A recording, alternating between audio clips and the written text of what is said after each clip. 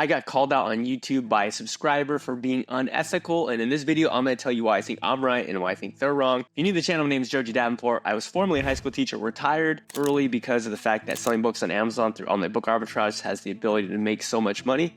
And yeah, I think we should just get right into the video. So on one of my recent YouTube videos, a subscriber, actually I don't even know if they're a subscriber, just somebody who was watching the video commented something like, Joji, do not undercut or don't race to the bottom. That is unethical. Or actually they said it isn't ethical. And while I understand that sentiment, racing to the bottom or undercutting by a penny, well, I understand why people are frustrated with that. I also know that that's often very misguided.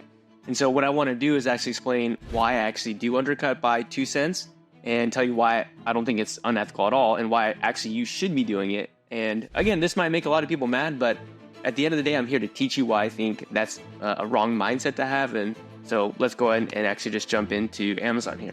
So let's take a look at a book that I recently purchased on Amazon. It's actually a Bible. Okay, I purchased this on August 4th. You can see that the purchase price is $25.01. Now, if you come over here to the Amazon page, you can see that right now the buy box used price is $115 plus shipping. That's actually the lowest price.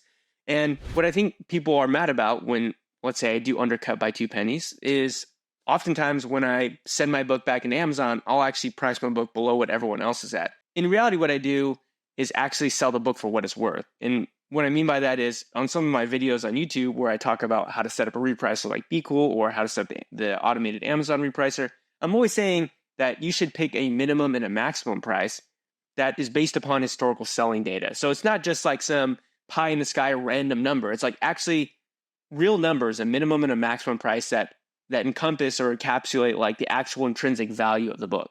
Okay. Now, within that minimum and maximum price, I'm more than happy to undercut by 2 cents because I believe that if I'm the lowest price, I have a much higher chance of winning the buy box. Now, there's debate around whether or not you actually need to be the lowest offer or if you can just be within a few percentage points of the lowest offer. In my experience, I've just found that I've done a lot better when I tend to be the cheapest price. So I do undercut by 2 cents, 2 pennies. And again, a lot of people are going to be really upset about that. And that's because, again, they don't really understand how to read a keepograph and they don't really understand what the intrinsic value of a book is worth, right? Every single book that's listed on Amazon has a different worth. Some books are worth nothing. Some books are worth $5. Some books are worth $50. Some books are worth $500.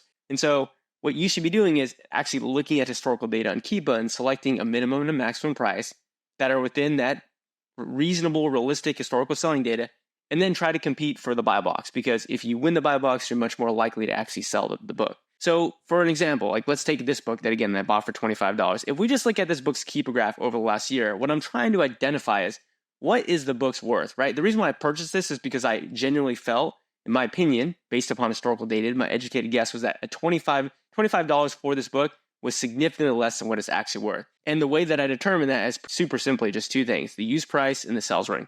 I look at what has the book been listed for over its entire history. And then I also look at, well, has it actually sold or what price does it sell for? So for example, here's a book that, let's say in September last year had 3 sales ring drops when the lowest price was right around in the $90 range. So that's confirmation that, hey, the book became more popular when the cheapest you could have purchased this book from, whether or not it was used or new, was $90. So that tells me, okay, this book actually has a track record of selling for $90. It actually has intrinsic value, at least at that point. Now, what you can also see here is that a little bit of time went on, and you can see that the use price was right around $68. There's a sales ring drop. There's another sales ring drop here at $50, and then a couple sales ring drops there in the $60s. Now, I purchased the book here when it got down again to $20 plus shipping, and the reason for that is because all the previous sales before that are significantly above what I purchased the book for. Now, if you expand this book's historical data, you can see that there's a lot more history of the book selling for high prices and also much lower prices. For example, September 2022, January 2023, this book has plenty of history of selling for at least $130. But there's also points in time, very short, where this book has been listed right around where I bought it for, $20 at the lowest price, probably plus shipping, which is kind of right around what I purchased the book for. So what I believe the intrinsic value of this book to be is probably in a range of like $70 to $100. At sometimes it can sell for a little bit more, at sometimes it can sell for a little bit less. But what I do is set a minimum and maximum price and just forget about it. And what I mean by that is I'm going to pick a minimum and maximum price where I think the book should sell, where I'm happy for the book to sell so I can make money. In other words, I'm okay setting the minimum price on this book to $75. Why? Because I see that this book can sell for $75. And I also know that, at $75, I'm not grossly undervaluing what this book is worth. And again, that's based upon real data. Now, I also know that I might set my maximum price in my repricer to $99.99, which would bring us a $44 profit for this book. And again, the reason why I would do that is because there's actually historical sales data to prove that the book can sell for that much. So what I'm hoping you're seeing is that I'm setting a very wide minimum maximum price because I honestly don't really care where the book sells for. All I care is that it sells for very close to what its intrinsic value is and that I'm actually making money and I'm actually making a profit. So if I were to actually do this, set the min price at $70, set the max price at $99.99, you'll notice that I would actually undercut the seller by basically $20. And since somebody would come to me and go, Joji, that is completely unethical. Why are you racing to the bottom? But again, the person's not understanding that my goal is to sell the book for what it's worth. And I don't really care where it sells within that range. And maybe an analogy to help you out here is think about vehicles. Like not everyone, most people have a vehicle. Let's talk about a truck. Let's say a truck is worth $15,000. If you list your truck for $20,000, which is $5,000 over what it's actually worth, the likelihood of you selling that truck is very low because of the fact that it's not actually worth that. So if someone were to tell you, hey, Joji, your truck that you're trying to list for $20,000 is not $20,000, you should actually lower the price down to $15,000. You shouldn't call them unethical because they're actually just trying to sell the thing. They're trying to sell the truck for what it's worth. In reality, this truck might, on a good day, sell for $16,000. On a bad day, sell for $14,000. That might be the range. And so if you come at it from the mindset of, okay, well, I'm going to try to sell this truck, or in our case, this book for what it is normally selling for in a very realistic range, then I don't see what's wrong with that. At the end of the day, the goal with online book arbitrage, the goal as a bookseller is to make money, but you should do that selling books for what they're actually worth. And the reason why I say that is because if you try to sell books for what they're not worth, you're just going to sell way fewer books. A great example of that is this book right here. So we looked at this literature book. It's a 10th edition book. The buy box is at $68. Now, you look at the lowest merchant price is $8.49. There's a massive gap between those values. In other words, you could buy this book for $8, or you could buy it for $60 in the buy box. So the question, $68 actually. So the question here is, what's the intrinsic value of this book? And if I did have this book, what would I list it at? And if I were to, let's say, decide that $68 is way too much and I undercut them, would I be unethical for doing that? Well, let's actually take a look at the Kiva graph. So one thing that I noticed is that this is a textbook. It does have some seasonality. You can look at the sales rank and tell that during specific times of the year, and most notably August and January is when the book tends to sell more frequently than other times. But beyond that, if you just take a look only at its used price over time, you can see that over this entire last year, the lowest this used price was $2. The highest it was $5. I would say this book is basically worth nothing. It's worthless. So for someone to come and try to charge $68 for this book in the buy box, I'm not saying that they won't maybe get very, very incredibly lucky and sell it. I'm telling you that the book is not worth $68. So if you get this book as an Amazon FBA seller or an FBM seller and you undercut them even by $40, that is not unethical. It's actually more ethical because you're offering the book to the marketplace for what it's actually worth.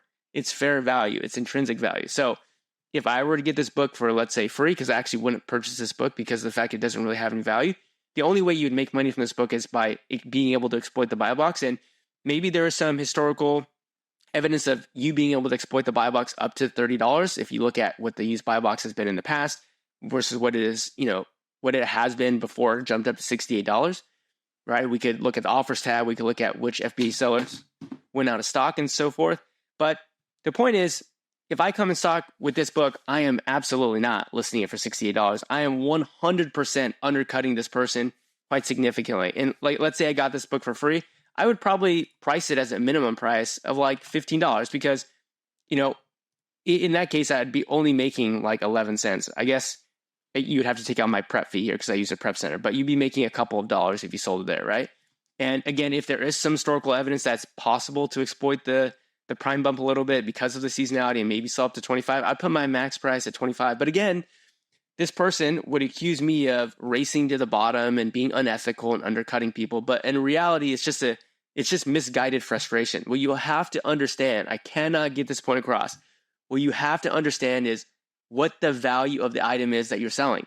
The only way that you can make money selling books, whether it's bulk books, online book arbitrage, thrifting, cherry picking, The only way that you can actually succeed as a bookseller and make money is if you understand intrinsic value. Or I guess I should maybe back that up. Particularly if you're doing online book arbitrage, if you're spending a lot of money for books. But even if you're a thrifter, even if you're a bulk bookseller, the only way that you can truly make money is if you understand the difference in price between what you can pay versus what you can sell it for. In other words, what the intrinsic value of a book is, right? In this case, there's no reason to buy this book really for anything. I mean, maybe you can pick it up for a couple of bucks. And again, maybe you can exploit the buy box for 25. But again, in this case, it's not like you're actually buying a book that's undervalued and selling it for what it's worth. You're actually exploiting a feature of Prime. You know, the fact that customers often who are Prime eligible want the book shipped to them quicker. So you're exploiting that feature of Amazon. You're not actually exploiting the difference between, you know, what you purchased the book for and what it's truly worth. So my whole point in this video is that keep or just understanding historical sales data in general with whatever product you sell is the most fundamental thing for you to succeed. Right? The only way for you to actually run a profitable business is to buy inventory for less than what you sell it for. And the way that you can do that repetitively over a long period of time is if you can quickly identify what a book's value is, and also understand that if that price that you can purchase the book for right now is significantly less than that, then there is an arbitrage opportunity.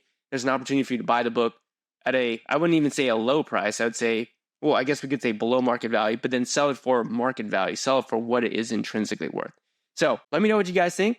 I guess I don't know, maybe I'm not making any sense to anyone, but let me know down in the comment section, am I crazy for undercutting by 2 cents within a minimum and maximum price that's based upon historical selling data? Or am I just absolutely crazy for doing that? Let me know down in the comment section, and I'll see you guys on the next one. Bye-bye.